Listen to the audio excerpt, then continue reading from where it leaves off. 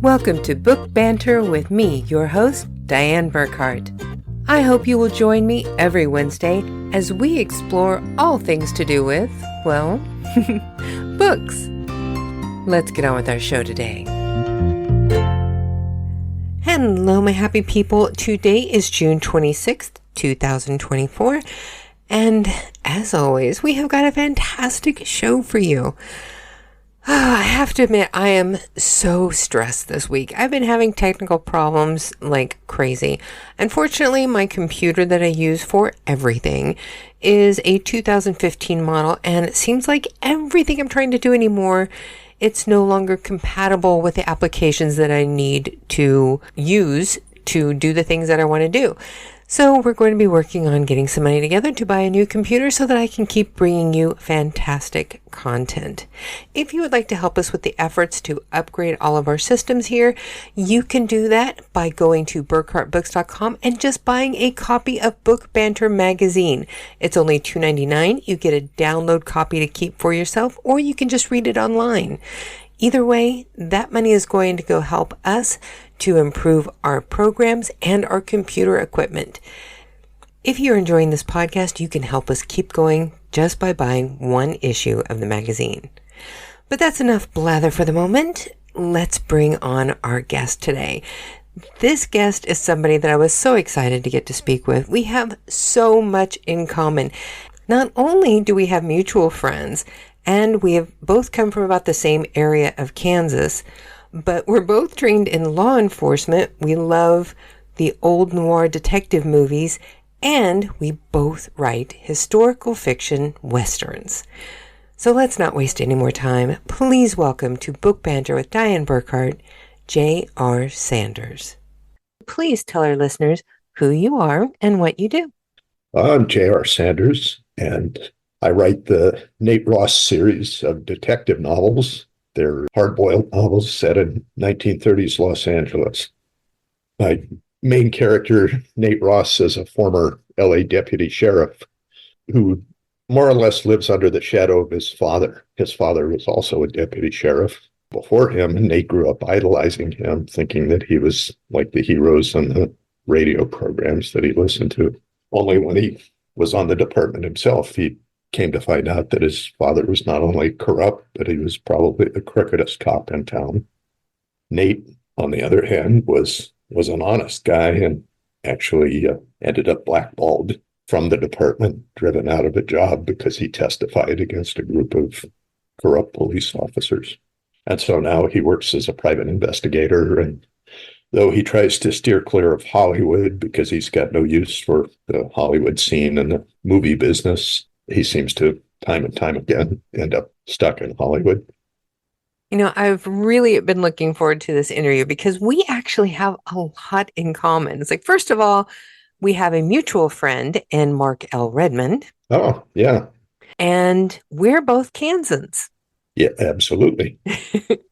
I grew up in and around the Wichita area, and you're from Newton, which is only about an hour's drive if you go the speed limit. Yeah. From Wichita. Yeah, my little sister was actually born in Wichita. Then we also have the fact that we're both Western authors, because I wrote my Westerns as Stephen Burckhardt. Right. And I have a feeling you've probably been to Cowtown in Wichita. Oh, yeah, many times. That's Disneyland for an Old West nerd. Oh, yeah. Now, I know you've actually done some performing as a live historian, doing things like portraying 19th century soldiers, lawmen, gold rush prospectors. Did you ever do that at Wichita's Cowtown? Never did. I would love to have done it. I think the furthest east I ever got was Tombstone, Arizona.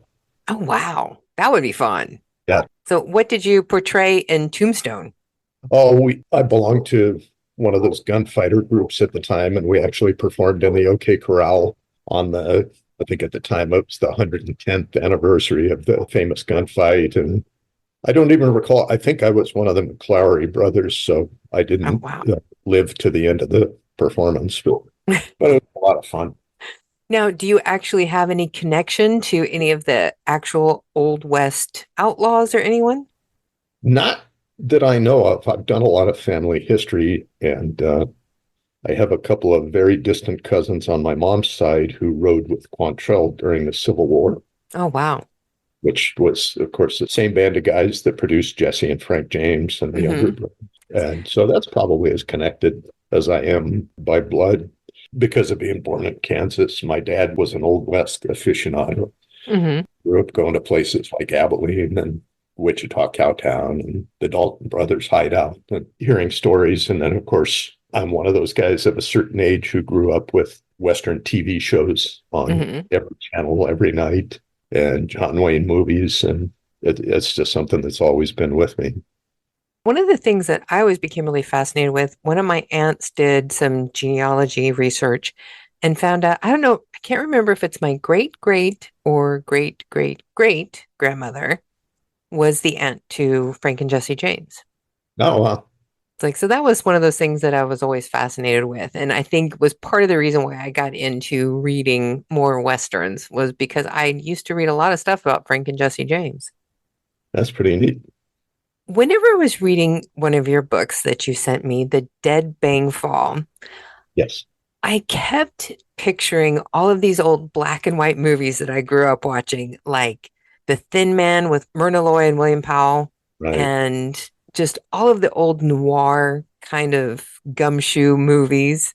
Was that an influence for you when you started writing these things? Oh, definitely. When I was in high school and the kids I went to school with, we actually still read books back then as Hmm. teenagers.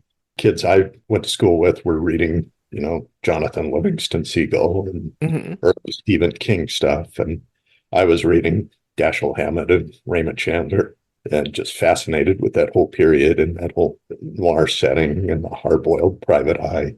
I've just always loved those stories. Well, I think you've definitely got the feel down for it in the way that you write because I could picture this so easy. And in my head, as I'm picturing the story, I'm picturing it in black and white because Well, those are the old movies that I grew up watching and I always loved. And it just really fit with everything that I grew up with. they're fun to write because of that setting, because I'm just so steeped in it anyway. And then I'm kind of a word nerd, and the language of that time and the slang that people used and the way they express themselves just sort of fascinates me as well. And I think you also have a little bit of insight into what it would be like to be a private detective. A little bit.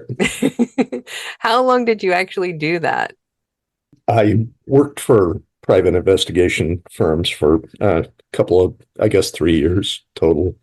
Worked under my own license for about a year, and the disclaimer with that is it's not nearly as cool as it sounds.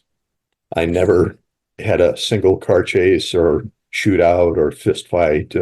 Was never knocked out by a sap. Uh, Not really any fascinating stories to tell from that period. Which came first, being a private investigator or being a police officer in California?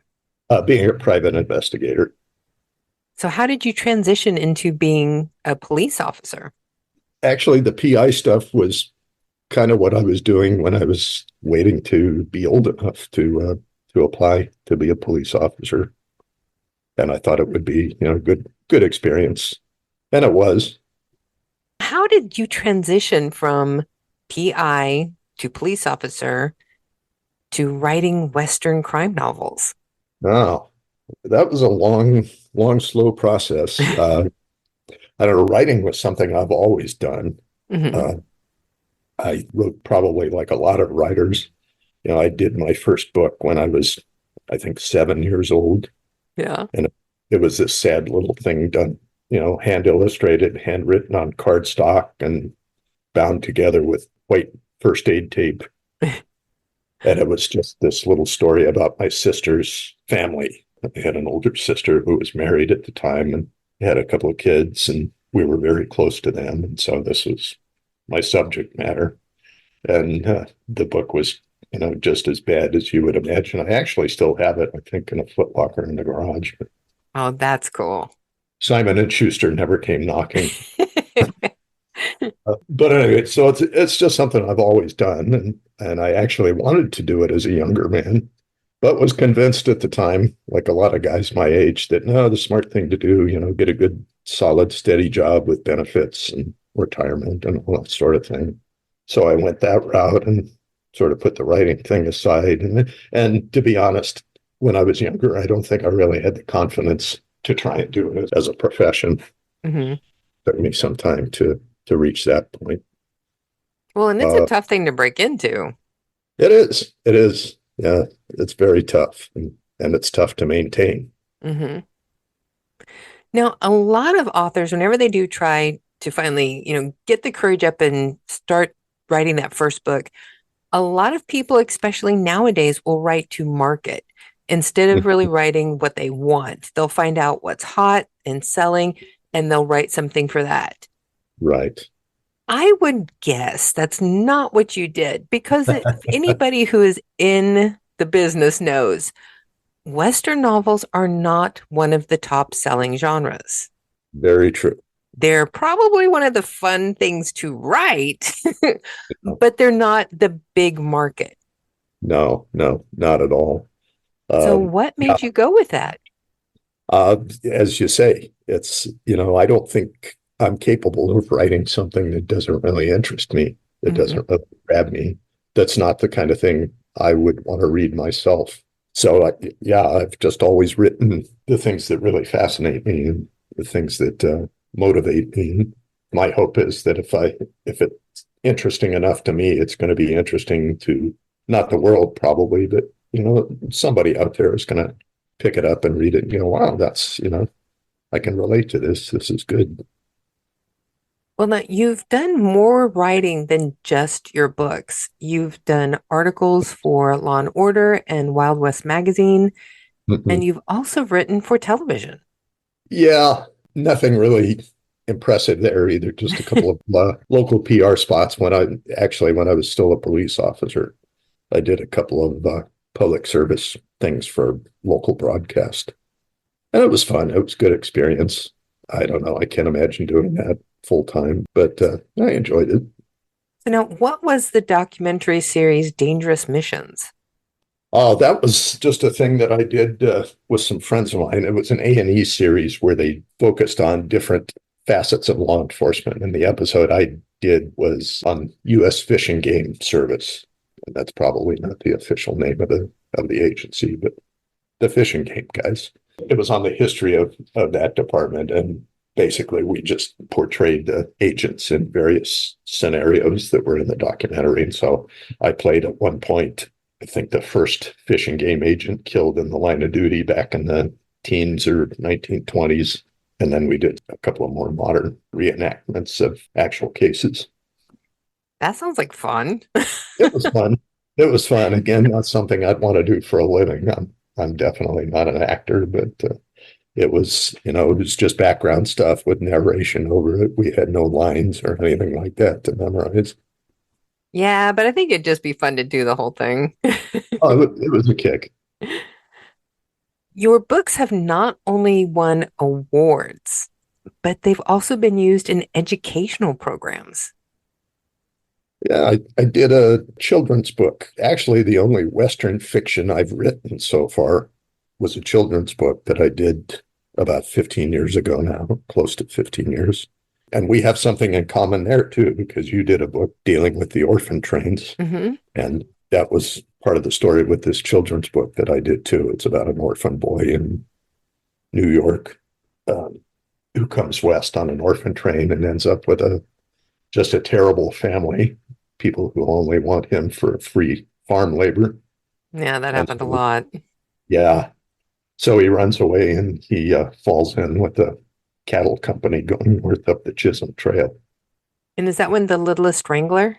The Littlest Strangler, yeah, and it's actually based on the classic old cowboy tune, Little Joe the Wrangler. Oh, yeah. Although, if you know the song, the book has a much happier ending. That's good. So now what is the Oak Glen and Los Rios Rancho? If you're familiar with the Arcadia publishing line of books, there are those great books that are typically local histories. They've branched out from that now, but this series anyway focuses on local history, and they're sort of photo essays. Mm-hmm. They take old vintage photographs dealing with, whatever area or venue, city, whatever that the book is focused on, and just sort of use the photos and tell the story behind each photo and tell the story of the region or the city through that. And so the book that I did was about, there's an area just up the road from my house actually now called Oak Glen in Southern California. And it's an area in the mountain foothills that's full of apple farms that go back close to 150 years now. And it's a tourist area now. People go out there on weekends, and there are great restaurants and farms to visit, and you can actually go out and pick apples. And it's a real Southern California tradition, kind of a Southern California landmark. And so this book that I did was one of those photo essays where I took a trove of photographs that dealt with this area and Los Rios Rancho in particular, which is the oldest still operating apple farm up there. That is so cool that you got to do one of these books in this collection. How did you actually get connected with this publisher? It was sort of a backdoor thing. I'm friends with the family that runs Los Rios Rancho, and they had actually just taken it over at the time. And in going through sort of inventorying the thing, they found this box, or actually a couple bankers' boxes full of photographs and documents about the farm going back to 1906 when it was founded. And they showed it to me, and my first thought was, wow, this stuff would be great to publish. People would be interested in this because Oak Glen is a big deal in Southern California. So I was familiar with the Arcadia books. I'd had a couple of their titles and liked them a lot. And so I got in touch with them and pitched this idea, and they liked it, but they didn't think that focusing on Los Rios Rancho, they thought that was too narrow. And so they wanted to expand it and make it about Oak Glen in general, with emphasis on Los Rios. From there, I ended up talking to a lot of the other old-time families that were still in Oak Glen and the local historical societies, and gathering more documents and photographs and stories. And it just grew from there.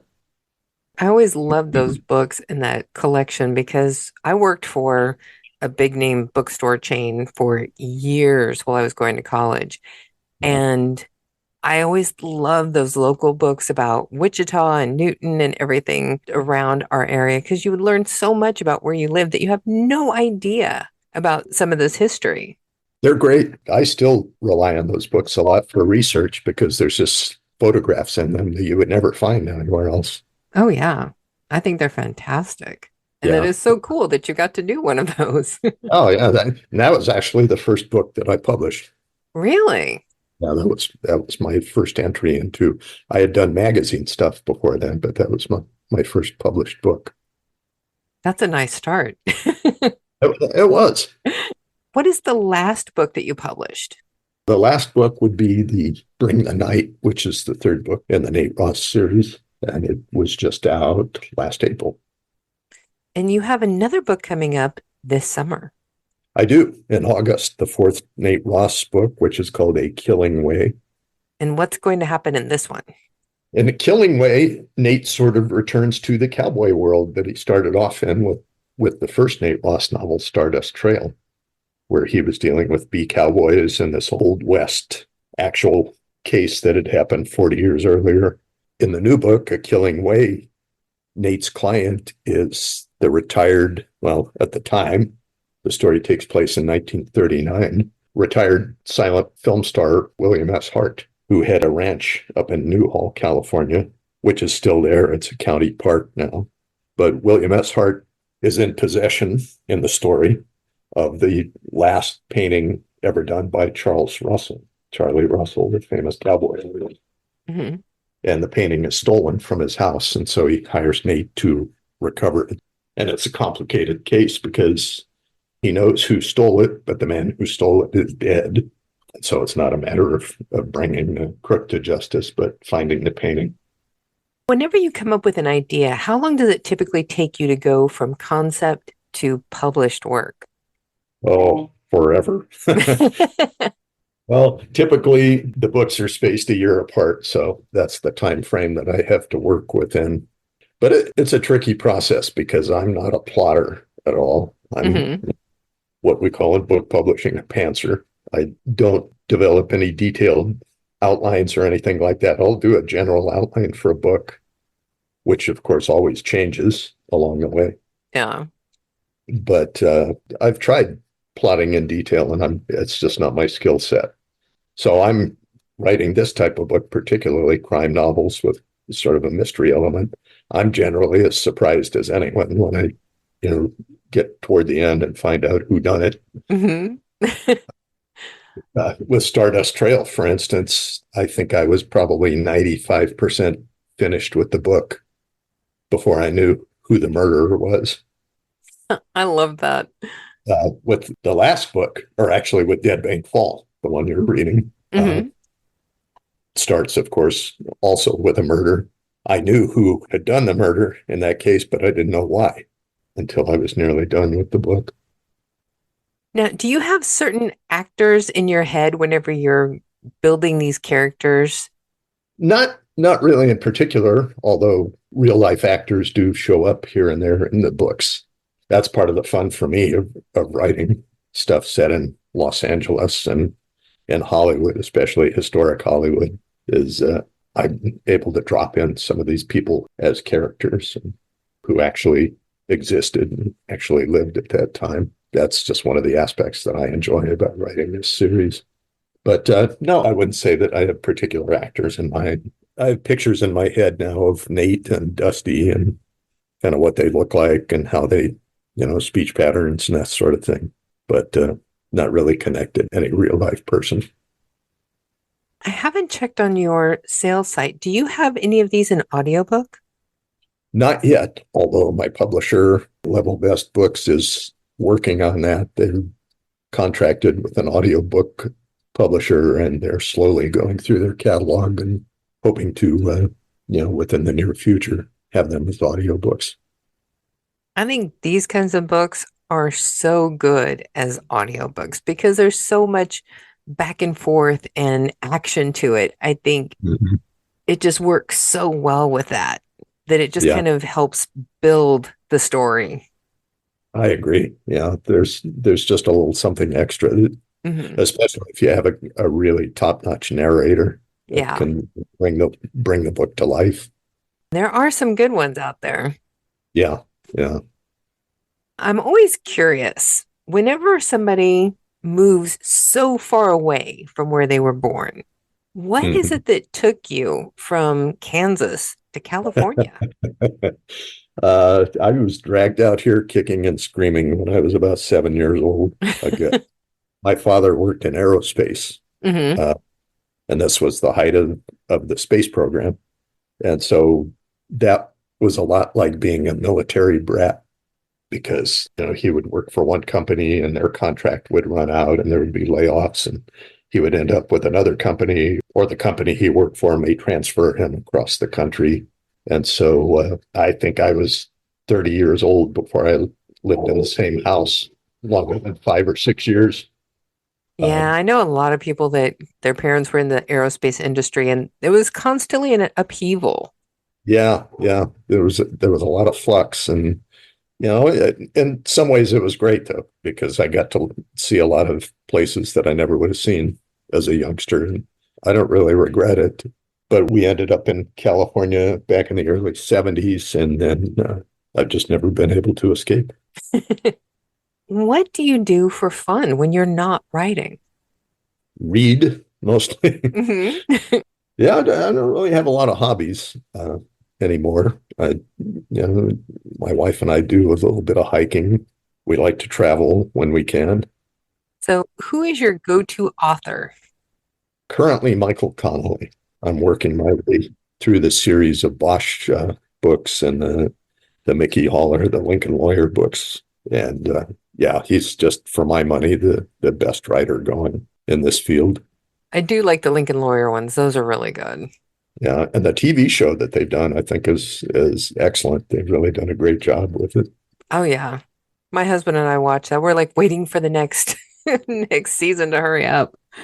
Yeah. And now he's got a series coming out featuring Renee Ballard and that series of books, which are also great. So I'm looking forward to that. We have to see if we can get that here in Germany. Yeah, We're, hopefully. we're always like at least a season or two behind everything that's coming out in the US. Really. Yeah. It can be stressful, but at least we know then it's like, yes, we have another season coming, so we do get that little benefit. See, over here in the States, we complain about the BBC stuff that they get in Europe a year before we do. Yeah, we do get that one pretty quick.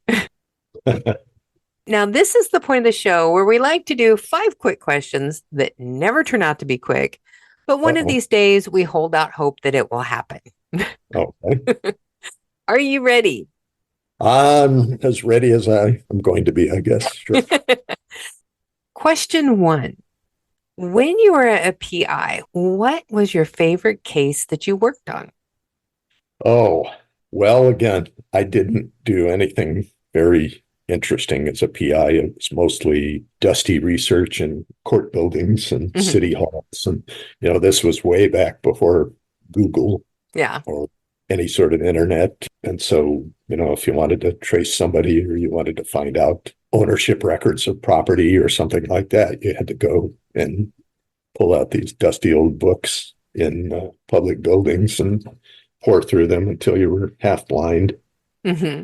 So honestly, I can't even answer that because that just was not that fascinating. So I figured there would have been something that was like at least funny or ironic. Oh, I wish I could come up with one, but I'm drawing a blank. It was just, yeah, I mean, that was my day pretty much. It's come to think of it, that's still very much my day, looking through old books and Yeah. searching and digging library stacks. And I guess it hasn't changed much. I always like doing research in books though. I'm one of those nerds that whenever my college professors would tell us you have to do a 30-page research paper with notations, I'm like, yes. Oh yeah, yeah, me too. So much fun. I love that. I'm such a nerd. I have trouble with it because I'm a real rabbit hole guy. Oh I'll yeah. find something in my research that's unrelated, but it really fascinates me, and I waste a day thinking about that instead of doing what I should be doing. Yeah, I've done that a few times. Question 2. What is one thing that you like better about Kansas over California? And one thing that you like better about California over Kansas? Oh, well, I'll start with California. California has mountains. Yeah. Kansas got the Flint Hills, but yeah, I love the mountains in California. I love a lot of the scenery in California. I don't like the pace of life. I'm much more of a Kansas guy at heart. I like small towns. I like a slow pace, and that's definitely not California or most of California. Yeah, I can definitely understand that. And I think our laws in California are just insane and getting more so by the day. I don't want to get political, but I think that happens a lot of places now. yeah, yeah. Unfortunately, I think it's probably not so much regional. It's just the times we're living in. Yeah, unfortunately. Question 3. What Mhm. kind of dogs are Ruby and Marlowe? Ruby is a Belgian Malinois, which for anyone who doesn't know, that's sort of a German Shepherd's Belgian cousin. They're a little smaller and a little crazier than German Shepherds. And Ruby is, let's see, she's going to be 9 years old in a couple of months. She has Hmm. 3 legs. She's a rescue that we got from the local shelter here when she was a year old. Oh, And they had just picked her up on the street with a damaged leg. They're not sure how it happened, but it ended up having to be amputated. So they were having a little difficulty finding her a home, and she was a perfect fit for us. We had another young German Shepherd at the time, and the two of them got along great from day one. And then Marlowe is our crazy man. He's, let's see, he just turned 5, but you would never know it. He still acts like a pup. He's the one I was talking about who's 70 pounds, although he's about the size of a 25-pound dog. He's solid muscle, just dense. You go to pick him up and you would think it would be pretty easy and you can throw your back out if you're not careful. He's just a chunk. But he's a lively guy. He's a hard head, but he's a lot of fun too. So question 4, Mm-hmm. who is your favorite fictional detective? Oh, That's Philip going to be Morris. hard, right? It is. It is. Yeah. Well, I guess I would have to divide it into more period, historical fictional detectives and current ones, because I'm sort of divided between Philip Marlowe and Harry Bosch. Hmm. See, I always go back to Sherlock Holmes. Love Sherlock Ah, Holmes.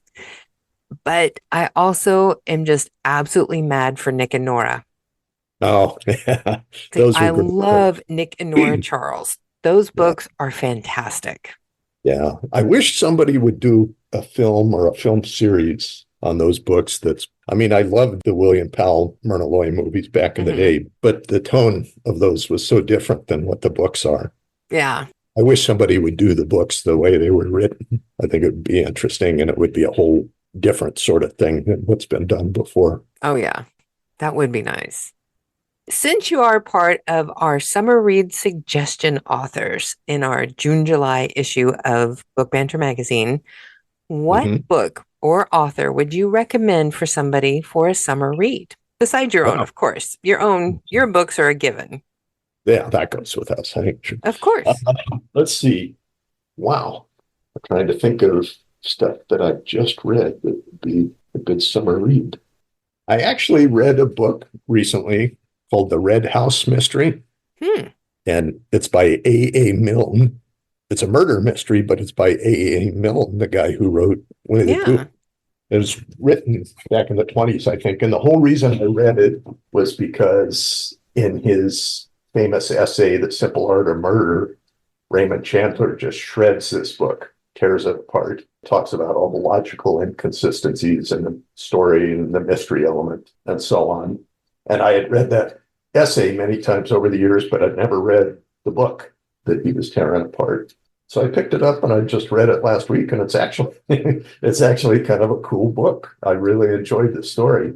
It's a fun thing, and if you don't take it too seriously, and especially if you maybe have never read Raymond Chandler's essay, anybody would enjoy it. Anybody who likes mysteries, especially if you like the more golden age, Agatha Christie, cozier sort of mystery.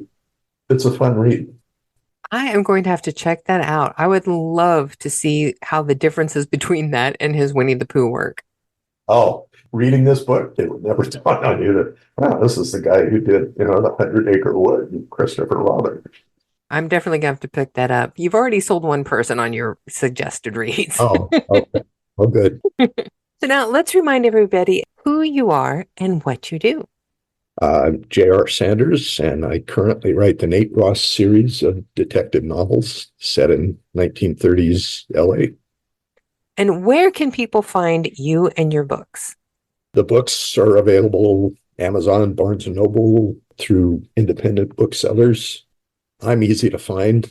My website is jrsanders.com. I'm also on Facebook and Instagram. So if you're on Facebook and Instagram, I'm actually kind of tough to avoid, I think.